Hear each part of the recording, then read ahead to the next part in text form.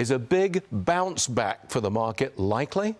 I think we're pretty close here. I mean, I talked about this last week, and if you look at March, came in like an angry lion, went out like an angry lion. We're kind of in the same place. A lot of volatility, a lot of uncertainty around tariffs. But I also mentioned here, sentiment's already at extreme negativity. It looks like where it was around like October of 2022, right before the market had a huge bull run. And I also mentioned there's so much money sitting in cash right now. I got about $7.1 trillion. And I would say the biggest mistake investors can make right now is betting against the resiliency of the U.S. economy. Think about the last couple of years, right? We had the shutdowns.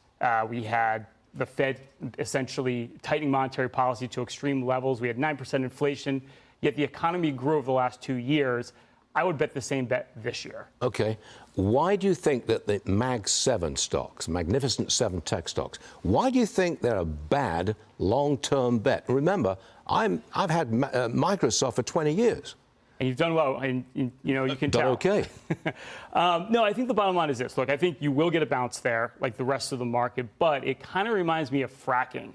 The dawn of fracking, when all the energy companies back in the day was a new technology. They went all in, they spent billions on fracking, and what do we happen? We end up with a glut of oil, of crude oil, and those stocks did nothing for like a decade. And I think what you have right now is peak CapEx, or capital expenditure, on all these AI infrastructure. Right? It's like trillions of dollars that these hyperscalers have spent. At some point, it's like, what's the return on investment on this? Sure. Can a lot of this stuff be done cheaper? So I think we're looking at this with rosy-colored sunglasses. We're looking at the peak right now, probably in the late innings of this trade.